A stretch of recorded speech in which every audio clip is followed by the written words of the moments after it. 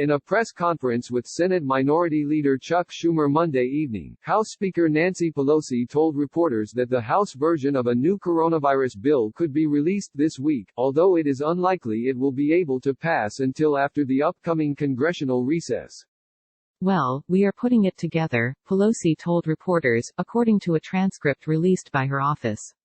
"It's not like we just woke up and started thinking about this. I don't know that we can be ready this week, but we can introduce this week, we can introduce it and we may be ready this week, depending on CBO, depending on Leg. Council and how quickly they can get something back to us." Pelosi went on to say that she would consider shortening the House's recess scheduled for next week if needed to pass the bill, but that she did not expect to have to do so and is tentatively planning for passage after the recess. Coronavirus, what you need to know.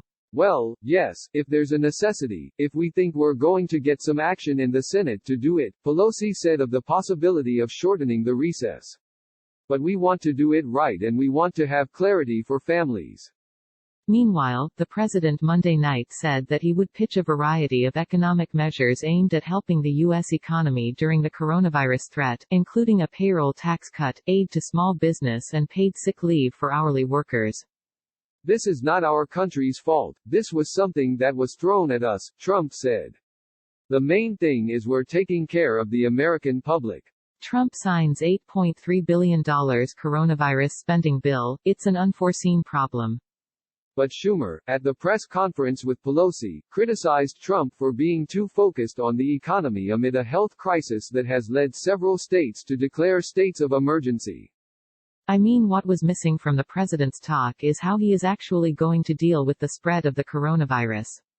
That's the bottom line," Schumer said. "Well, what's he going to do? So far we've seen statements belittling the problem, contradictory statements, statements that don't address the problem."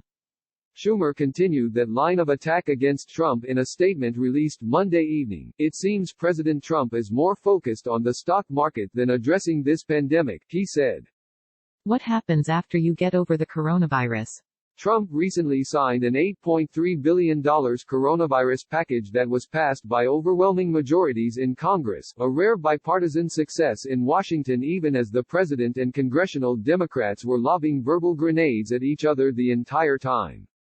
It remains to be seen if the sides can work out another agreement as their priorities seem to be slightly diverging, with Trump apparently focused on economic stimulus, including tax breaks, while Pelosi and Schumer talk about medical system capacity, food security and increased testing.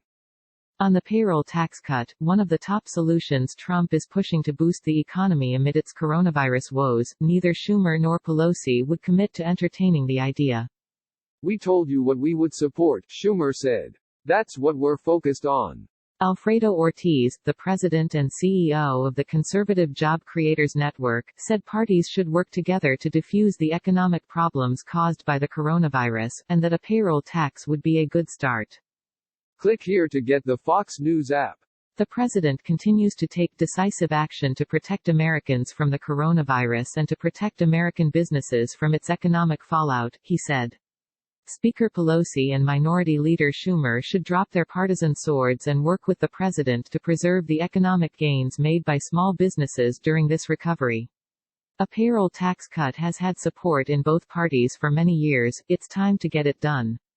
Pelosi said that the government should look to past crises and model its actions around what worked best when responding to those. "We don't want people to panic, but we do have to be prepared," she said.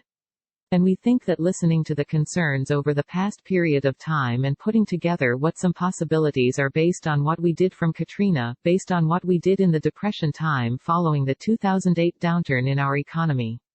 We have some examples that were useful then that we can apply now." Fox News' Andrew O'Reilly and Chad Pergram contributed to this report.